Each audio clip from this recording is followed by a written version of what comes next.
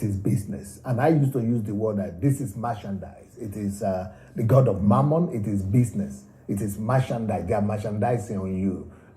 It's business. They are building their business on you. Yes, but now it's worse than that. I've just discovered that it's worse than business or merchandising on you. Because in business, if the church were to be business to people, they will be giving you some product in exchange for the money that they are collecting from you. Not hope, not illusion, not a mirage. But what these churches are doing is that they are not giving you a service or a product. They are not exchanging. When you bring your money, offering and tithe and things like that, there is nothing, there is no added value that they are adding to you in terms of what they themselves have created. Now, what they do is that they clink your faith to God and say, expect something from the invisible God. And, they put the switch to responsibility, because if I go to the market now, I cannot go to the market and then the seller will say, give me $100. This is how much I'm going to sell peace to you. Let's say peace or joy. So I say, okay, give me the joy. I will go to the cashier and give the $100. But then you are telling me, no, give the $100 and go home. Somehow the joy will come. From who? Well, God, miracle will happen. That is coming. That is coming. So that's what the churches are doing. It is not business anymore. It is not merchandise anymore. It is rude, robbery, fraud. MMM. It is MMM. It is selling air. It is selling emptiness to people. And then people they are really taking your cash, your real cash, real cash. And then they are telling you, go, miracle money will come.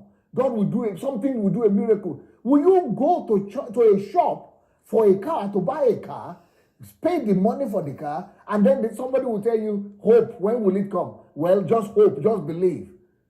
That you will go to the police station and arrest that car seller because I just duped you. This is what religion is doing to our people in Africa right now. It is worse than we think. It is much more worse than business. It is much worse than merchandising. It is even much worse than armed robbery. Because with armed robbery, you are aware that somebody is coming to take your life or to take your property, and you are poised for that. You are ready to fight and resist, and you know there is violence. But what they do is that they give you injection. They like the injection with anesthetics, yes, and make you to sleep. They drown your mind, and make you to be trusting. And when this is the greatest amount, that is why fraud is more dangerous than armed robbery. Because that is why fraud is more dangerous than theft. Because in fraud, it is defrauding you out of trust. They make you to trust in them, so your so-called pastors. But more than that, they make you to trust in the one that all of us trust in. They make you to trust in God. They present God as the one that is making the commitment to you. But God is not making any commitment to you. They are just using his name. God has already done everything in his own part. He has already given you everything you need for life and godliness. So he is not making you any promise that come and sow any seed. God is not the one defrauding you. God is not the one giving you that promise. But they attach your faith and your expectation not to themselves. They remove it from themselves, and they begin to now tell you it is he that is responsible. It's more like saying you go to the shop now to buy a car, and you bring $100,000 for the car, and then the person took your $100,000 and then tells you, my father will give you the car. When? I don't know, just believe. Where is your father? I don't know where he is. Do you even have a father? I'm not sure. Where does he live? No address. Oh, I mean. So this is what these people are doing to our people. They are saying, believe now, just believe. And you have taken my money, I should believe. Why can't you believe for the money? Why can't you believe yourself for your own money? If you need that money, why can't you believe? Why do you need my money by cash? And me, I need to get my own money back by faith. Are you not the one teaching me about faith? The funny one they do, when church probably wants to do a project, when they want to do a project, they want to do some fundraising, they announce it and they make people commit. We need to build something. We need to build something. But when you have a problem and you go, they will say you should go and trust God. But how come I will pray for you. I will pray for you, go and trust God. But how come you were not trusting God when you wanted money for church? Yes, below, I'm going to put a link to the video down in the comment section for you to watch the entire video. It's a very good, interesting question and answer session that people writing questions concerning whatever, I guess mostly discovering your purpose for which God put you on this earth.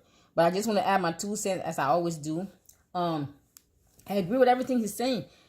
Especially this is really directed to the churches in Africa, but it's also prevalent here in America. That the pastor says sow a seed or bring this offering and then trust God for the harvest. Well, if I'm gonna if the pastor is saying that and God is that big, then maybe the pastor himself should trust God instead of taking my money and telling me to trust God for the harvest. Can you imagine that? Because it's sowing and reaping. You should sow into this soil, and the soil is the ministry or the anointing. You should sow into this ministry, sow into this soil. It's a fruitful soil. It's a fertile soil, excuse me. Or tap into this anointing, or tap into this unction. Well, if that anointing and that unction upon your pastor and his shrine he called church, if it's so powerful, then I don't have to give him money. Let him tap and sow into his own soil. Let him reap. Let me see the harvest. Let him give the money to us. How's that? They always say to come and sow into the ministry, sow into the life, tap into the anointing, and then you will reap the harvest. Somehow God will bless you. Well, I think it's time for us to begin to make a demand. Say, listen, pastor, instead of us always sowing into your life and expecting God to reap the harvest from God by some kind of magic wine or some kind of magic, maybe it's time that you sow into our lives, because a man must practice what he preached.